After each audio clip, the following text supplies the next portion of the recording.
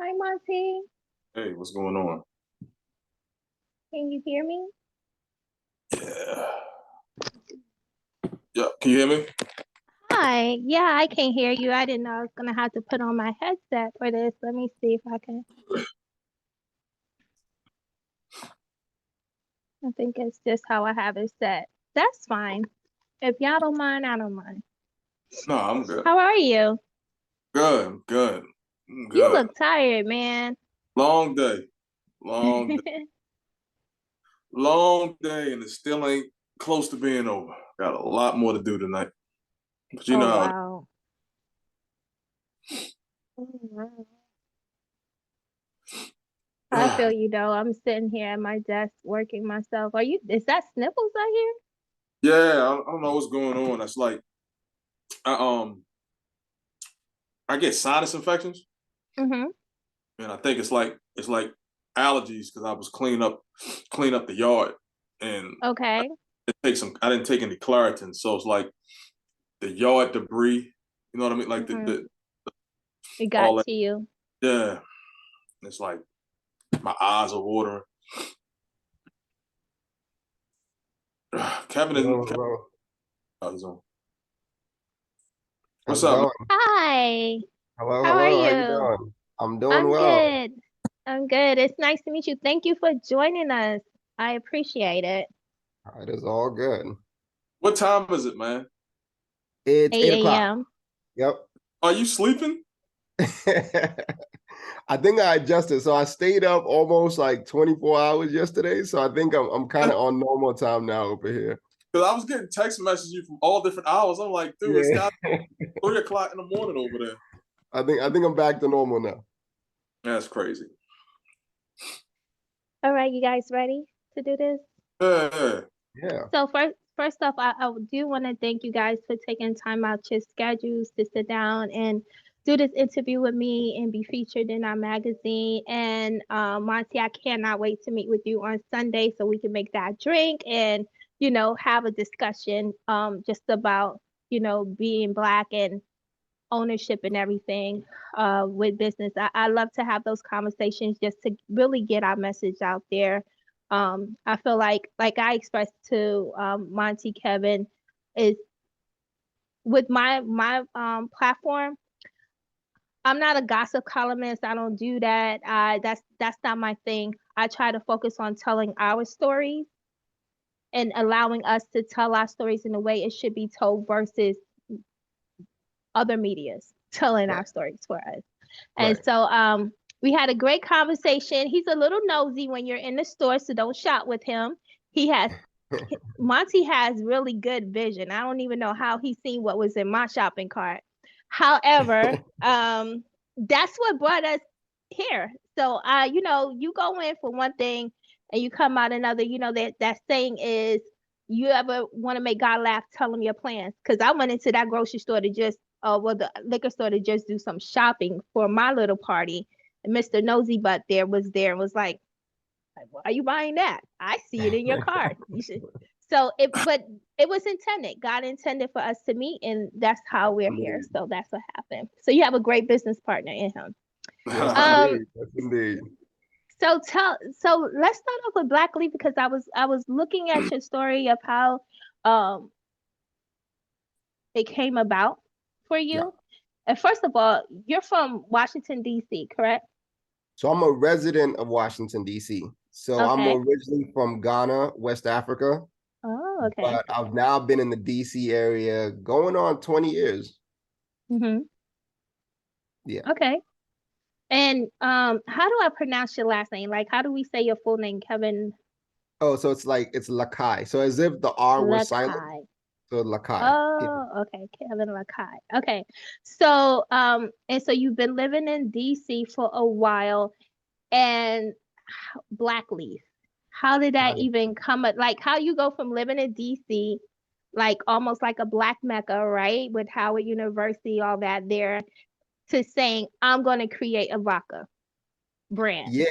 Yeah, no, for sure. So my background is in finance, right? Okay. So I went to George Mason, which is in the sort of DMV area, did finance and economics. So graduated in 2008, right? And if you remember anything about 2008, that was like the worst time for finance careers. Right. So at that point, I was Worst like, time for okay, business. right. It was just rough in general. So at Yeah. that point, to me, it was like, you know, this whole expecting a job to save you or expecting a job, like you kind of have to take matters into your own hands. So that entrepreneurial bug was like, oh, that seed was planted. So I was like, you know what? Eventually, I definitely want to do something for myself so I don't have to like depend on the market or depend on a job or anything like that. And then over the years as well, I kind of got this passion for consumer products, right? I would see brands come out of nowhere and just, you know, overnight almost just be dominant and be everywhere. And I was like, why can't I do it? You know, why can't our people do it? Like we could definitely do that. So I wanted to do something, but I didn't know what I wanted to do. So fast forward a few years, I was on vacation in Cognac, France, and I ended up meeting, you know, what seemed to be like the only Black person in Cognac, right? And I always find that funny because if you think about Cognac, who drinks the most Cognac, Black. right? Right. Exactly. But there was absolutely, it was like no one over there. So I met this guy. It turns out he was a soccer player in the UK and he was married to a woman from Cognac. So the whole town had been following his career. He had a restaurant right in the downtown of Cognac. So he was like a local celebrity. So, you know, it was the same, you know, when you see a Black, like your only Black person in a place and you see that head nod, it was kind of that situation. So we connected based on that. And he introduced us to a bunch of people, including Bertrand Leclerc, was the owner of a 5th generation cognac house. Okay. Yeah, so we're just hanging out, you know, drinking amazing cognacs. And I was like, okay, this guy here is a master craftsman. I've always wanted to do something. So I saw like right there, light bulb moment. That's the opportunity. So that's kind of how it all started. And it was like, all right, let's go ahead and create something. And then the question became, what is it that we want to create? And what I wanted to do then was, I believed, you know, sustainability, organic products, eco-consciousness, that was the future, right? I expected, and it's interesting because that was back then, and you're actually starting to see that be really trendy right now. But what I wanted, when I looked around, those products existed, but they didn't appeal to me. You know, they looked a certain kind of way. It was like a brown label. It just wasn't sexy, right? So what we wanted to do was say, okay, how do we do organic, but look at it through a premium lens? Like, how do we take organic and make a premium? And that's kind of what the brand became, premium plus organic, you know, making organic sexy. So that's really how it started. And then, you know, over the years, again, no experience in spirits at all, right? So it was like I had to, over the years, had to learn the game. So that took a while, right? So brand fizzled, and then I decided to, you know, figure it out. Like I was like, you know, there's something here because what people are telling me is the liquid is good. I just don't know anything about the business, right? So how old were you at this time? So this was when we came out of originally, it was like 2012, 2013. So this was what, like 10 years ago? Yeah, so you can tell I your guess age. Go ahead, tell it. I was I think I was 12. No, I'm just joking. I Right. was 29, I think, at the time. So at 29 years old, Yeah. and you're a finance major, you don't know anything about the vodka industry or making vodka. You decide to just bet on yourself and just go for a vodka brand. What Yeah. what were you thinking? Like of all things you could have did at 29, Right. you could have became his accountant or helped him with his finances. What Right. made you say this is where we're going? I think it was just the audacity of it. You know, it's like and again, it goes back to what I was seeing, right? I would see brands come out of, like, there was one company called Vita Coco. I don't know. Are you familiar with them? So let me just let you know, I'm a whiskey girl. I grew up here in the South, so I'm a whiskey and wine girl. But you know, Monte, he's gonna help me with that. He's gonna make me this drink y'all got. So, but Okay, I'm okay. working on it. Okay. Cool. So this wasn't even alcohol. It was just like a brand, right? That just came out of Okay. nowhere. And there was another one, it was like an honest tea or something like that. So I guess where I got the whole audacity to just dream was I'm seeing other people come and just do it. So I was like, man, why can't I do it? So, Right. had I known all the steps, maybe I would have been like, man, this is a lot. But I just jumped into it and try to figure it out. Okay. So now let's fast forward some.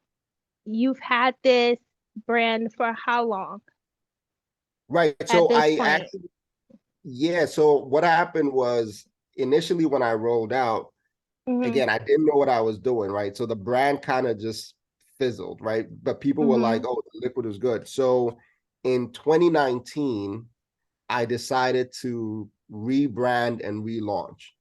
So I would say that's really when we kind of got things started with the new packaging and like Right. me really saying, let me learn the business. Right. And so now this is the part I was trying to get to, because this is the part where Monte comes in at, right? Right. Where he's okay. And this Monte, for anyone who's going to be watching this, Monte is this gentleman sitting here with the New York baseball cap on, and they are business partners. So Kevin and Monte is business partners. And Monte comes in and he has the background in what that you're missing. Right. Monte, So do you want to jump in here, or Kevin, do you want to go ahead and tell it? Yeah, However you guys want to do it. I'm happy to jump in, right? So, and again, I won't bore you with all the details, but No, I met bore us. We want to know. I Black met America want to know. I met Kevin and his partners at the time when they launched Mm-hmm.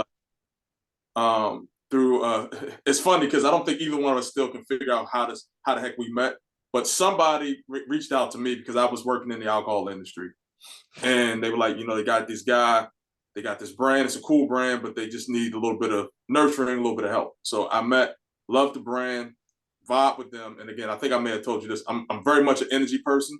I either click or I don't, and if I don't, there's no hate there. It's just I kind of keep it moving, but Right. always had a good vibe with the guys, right? And most of my career has been in the alcohol space. So Mm-hmm. when I graduated, undergrad, Mm-hmm. I started a marketing company, and a lot of my clients were in the alcohol space, right? And then fast forward Right. many years, I ended up going to work for Diageo, and just literally growing up around alcohol from a million different capacities. So I was familiar with it, and I knew that eventually, because I had an entrepreneurial spirit, I wanted to do something in the alcohol space on my own. So that was kind of, I think, the connection between me and the brand. Um, Okay. Kevin.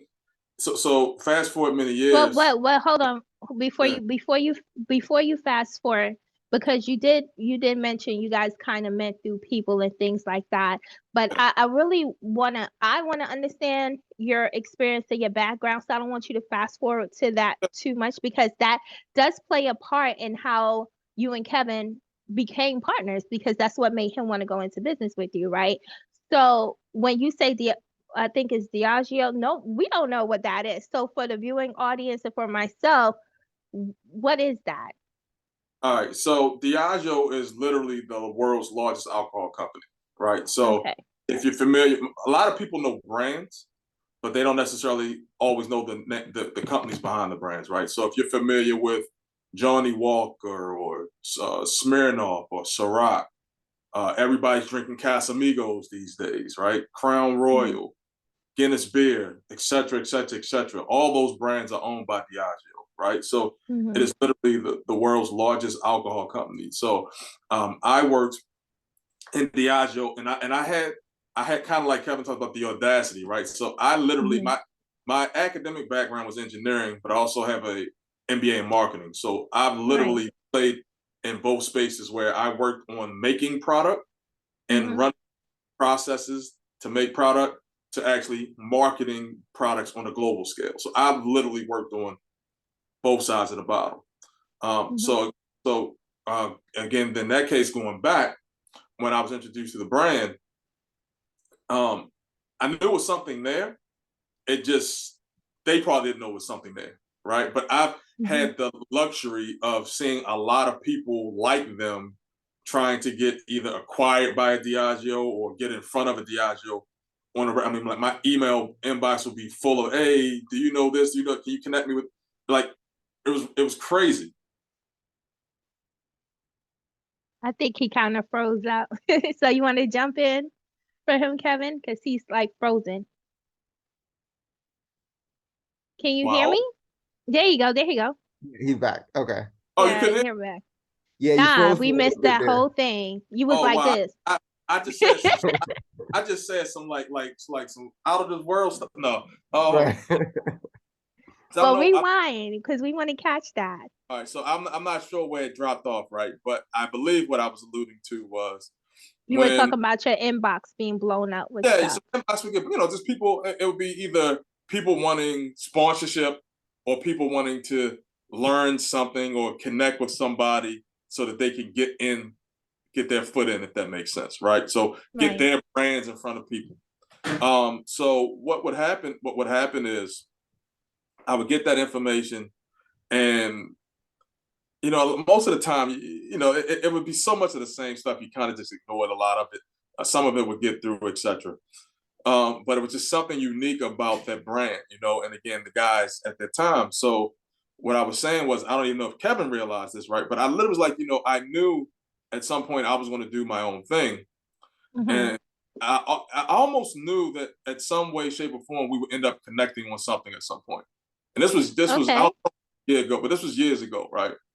So the reason why I say fast forward is not to skip over anything, but literally there was not there. It was I continued working at Diageo. I mean, I was at Diageo for 12 years. I could continue working there. Kevin was working a full-time job, and then he had BlackLeaf as a product, but not necessarily as the brand that you know today, right? Right.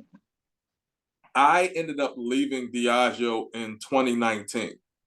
And right around the time I was about to leave, I gave him a call and I said, hey, I have this idea. Let's connect and let's see if there's some opportunity to mutually connect on something. It had nothing to do with BlackLeaf. Right. We ended up meeting, and we ended up talking for a while. And out of that conversation emerged a business. And that business was literally around using alcohol as the foundation, but to grow a bigger organization around alcohol, right? So giving people like us, especially people who've been underrepresented, opportunities to share in equity and sharing growth. So we have a whole plan as a company we started called Proof Theory. And the whole focus behind Proof Theory is to kind of become the alcohol company of the future, right? Merging culture, great, beautiful products, technology, and community together, right? And in the midst of forming Proof Theory, we had this brand, BlackLeaf, right? Or this product, BlackLeaf. We we were on the fence about bringing it in because we wanted Proof Theory to be about something new and something rather, very unique, starting from the beginning. But we BlackLeaf almost embodies what we're building through Proof Theory. So we ended up folding BlackLeaf into it, and it was almost like a rebirth of BlackLeaf, right? So I believe Kevin, I believe the company name initially that he had BlackLeaf under was a company called Think Beautifully. We rebranded everything. We literally launched a company called BlackLeaf Organic, right? So now we're taking it from a product and really creating a business and a plan behind it. And literally, it was almost like BlackLeaf was rebirthed at that moment. Right.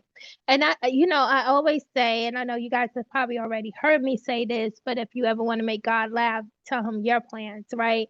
So when y'all met, you had literally no idea that you would be in business later on, right? It's just in passing, you were like, yes, I meet a million people like you. He probably looking at you like, yeah, look, dude, we got a great product, whatever, you know, and now all of a sudden you guys find yourself in the same room, right? And it almost seems as if you were, Kevin, you were missing that piece of the business and knowing the business. Monte was missing that piece of really having a great product. And now these two worlds collide, right?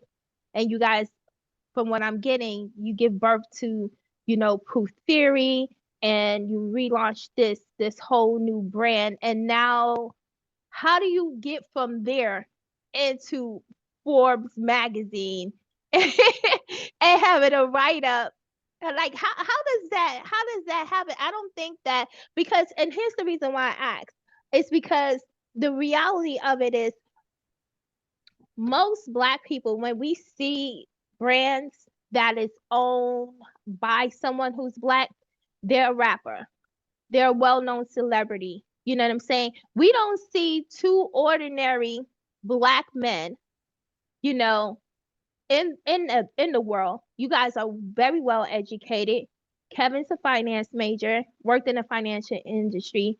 Monte is an engineer, and he's come from a marketing background, went to school for it. So you guys are very well educated in your fields. We don't see that. This is what we see, that in order to be successful, in order to have these brands, in order to do this and to do that, you got to be a rapper, you got to be, you know, someone famous to really, or basketball player or whatever, to really have something of this caliber. How do you go from not being that person, but from being just ordinary regular Black men? And the reason why I keep expressing that is because there's so many of us, and people don't realize you don't have to be these things to be who you guys are right now. Like, our superheroes don't have to be well known, you know? So how do you go from that to being in Forbes? Because everybody who's generally listed in Forbes is famous. How do you go to that? Any one of you guys can answer. Yeah, I mean, I think it's, you know, it's first and foremost belief, right? It's like knowing that there's nothing that sets you apart from anybody else out there, right? If someone can do it, you can do it too. So it boils down to your standards of quality, right? So right now, let's say, for instance, I had to go and do a clothing line. I know nothing about clothes, but I know what fly is, right? I know what a beautiful standard is. So just making sure that whatever your process is, you don't leave until you've hit that standard for yourself, right? So that's kind of how we approached it. It was, you know, we may not know the game, we may not know, but we know what quality is. So let's, what you gonna say? No, go So ahead. Go ahead. let's make sure that we really hit on that quality. And once we did that, then the accolades and everything just come as a result of the effort and almost the meticulous attention to detail that you put on your craft. So that's kind of how I would say we got to this point. Monte, I don't know if you want to add anything to that. Yeah, because I was sure gonna get to you, Monty. Because Kevin, you might not know this. So when we were in the store, right, and I was minding my business, doing my shopping.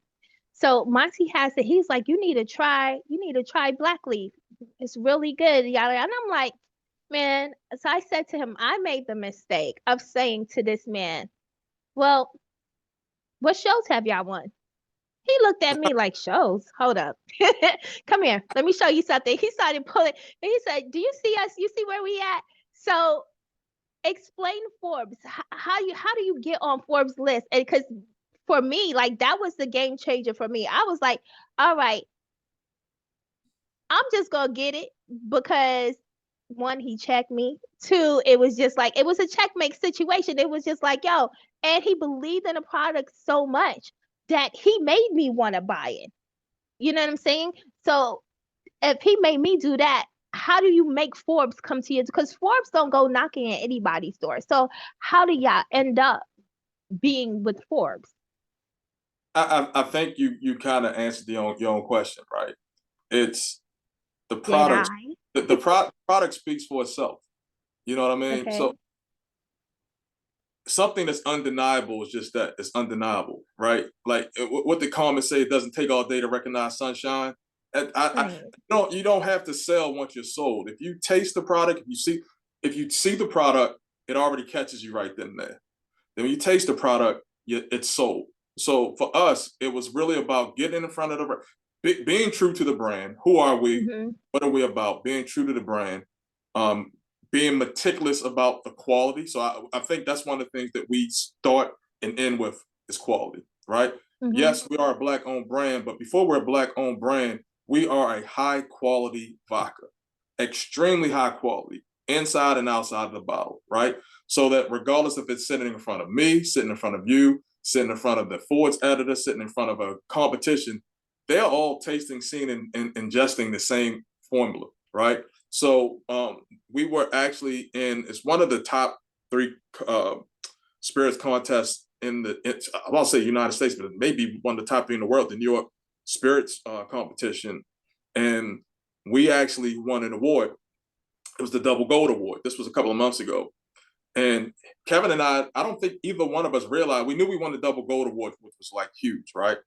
But neither one of us realized we also won Best of Class, meaning that within that vodka category, we were basically the top vodka. Oh, wow. And Congratulations, guys. Appreciate that. And that was literally really just a few months ago. So Forbes, because you think about the cachet that Forbes brings, right? You don't necessarily have to be like, hey, Forbes, come see me. Hey, Forbes, come see me. If you're hot enough, they'll come and find you. They found us. So we didn't push. We didn't send out a press release.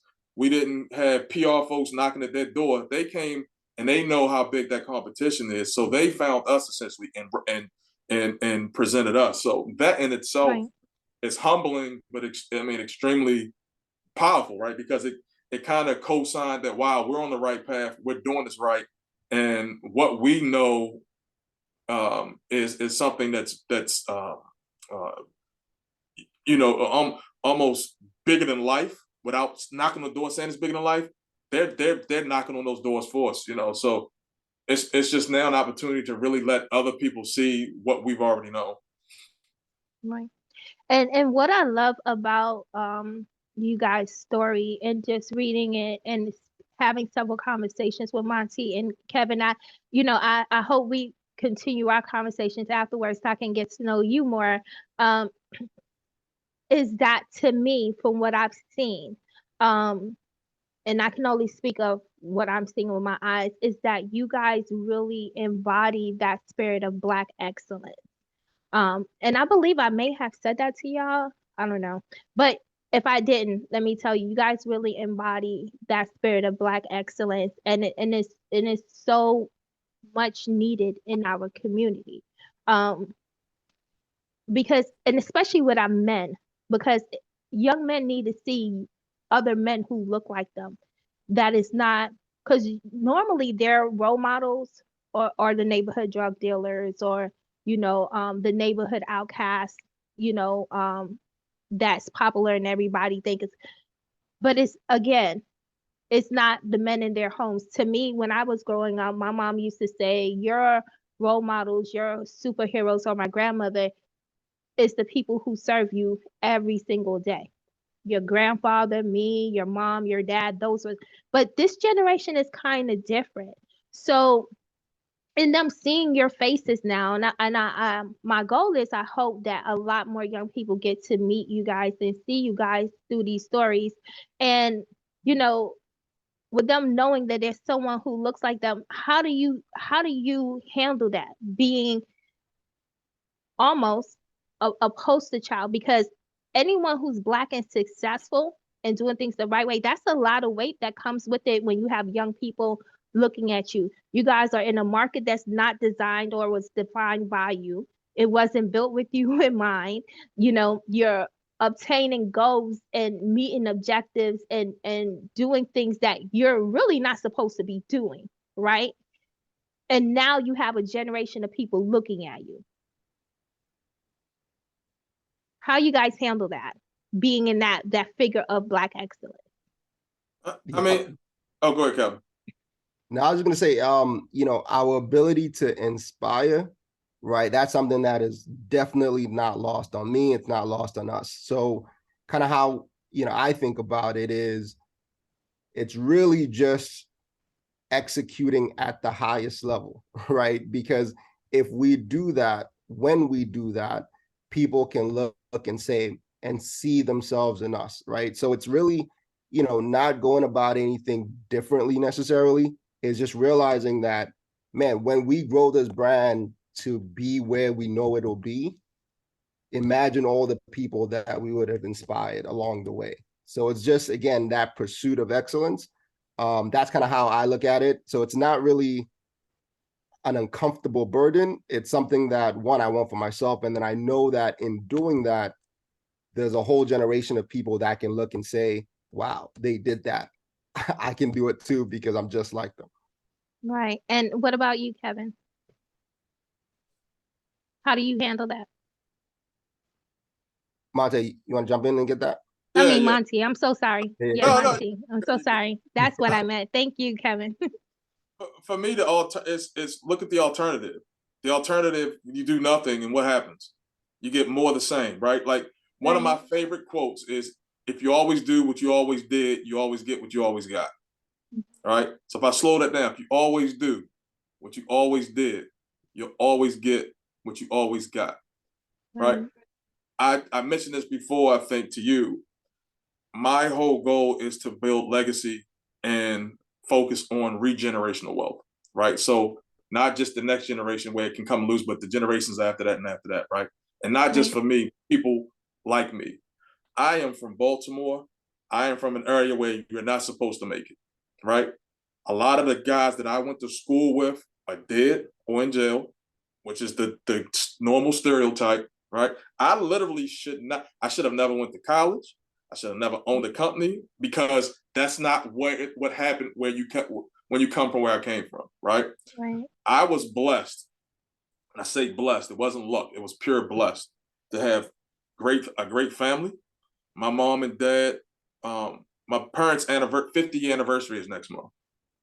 And that's Wow. not lost on me to be able to see an example of how to take care of a person. And I'm linking this back to what you talked about. You said, especially Black men, right? A lot of times we are thought about as being worker bees, no mind, no mental, uncaring, not lovable, not to be loved, completely hard. You know the tropes, and you gotta break those paradigms, right? So for me, it's about paying it forward. So BlackLeaf is the vehicle that gives me an opportunity to pay it forward, right? Like you said, you don't have to be an athlete, you don't have to be a celebrity to do something big, whether it's alcohol or something else.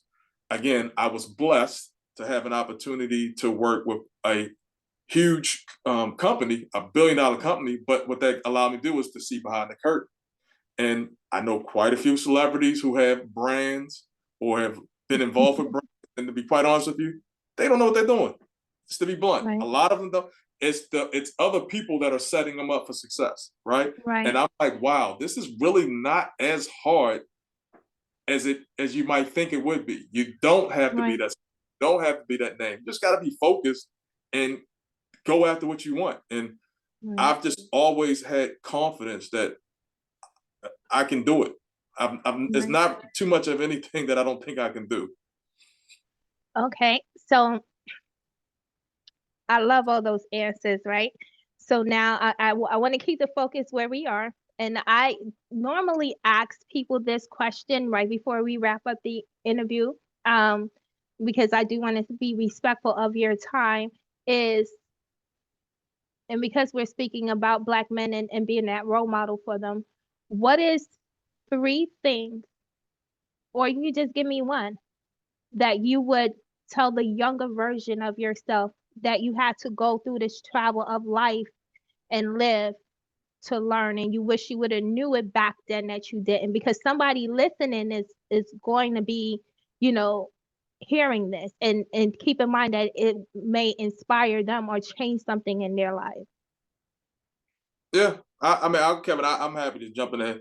First thing I would tell the younger me is to do it sooner, right? Like, do it, just do it sooner. Um, don't hesitate. Excuse me. Don't hesitate, meaning don't overthink it. Don't look for perfection. just go. And let me see a third one. Just do it. So do it sooner. Don't hesitate and don't overthink it. And be kind to yourself. Be kind to yourself. I think I have been my worst, hardest critic my entire life. And I think it's hard for me to, like, I always put a lot of pressure on myself. And I think sometimes we tend to do that to our detriment sometimes. So I be kinder to myself. Be happy with the wins. Right. And that's so funny you say that, because I actually have a little note on my mirror in the morning when I wake up that says, be kind to yourself. Yeah. Because we do forget to do that to ourselves. And what about you, Kevin? I think I'll echo a lot of the same things. I don't know if it's quite 3, but definitely start now, perfect later, right? Just start. The sooner you start, the sooner you get all the learnings and experiences that'll help you get to where you need to get to. Another thing, me personally, is people always want success overnight, right? But I think it's having the perspective that anything could take, let's say, 10 years, right? So are you willing to stick with it for that period of time? Because a lot of time what happens is people jump into things, and if they don't see them, the needle moving in 6 months, they're like, man, I'm done, right? But just know that success could take up to 10 years. So just start sooner, perfect your process, and look back, 10 years down the line, and you will be surprised where you are. And hopefully it's not 10 years, hopefully it's 2 years, but just have that mentality that it could take that distance. Because that's kind of what I would say. Well, that was some really great advice. And I really hope that people who listen and see this, they take heed. This meeting is going to be wrapping up. So I do want to just thank you guys. I know Monty's looking mad tired right now. Kevin, your day's just getting started. So I want to thank you guys for taking the time out to join me this evening and have this conversation. Like I said, I'll get with you guys more on the sideline so I can get the rest of the information we need. But I do want to just thank you for your time, and I truly appreciate you guys. And we cannot wait to have you in our magazine here at Impact Atlanta. And thank you for coming to the Conversation Corner. Looking forward to it. Okay, Appreciate bye, it. guys. Later. Yeah, bye.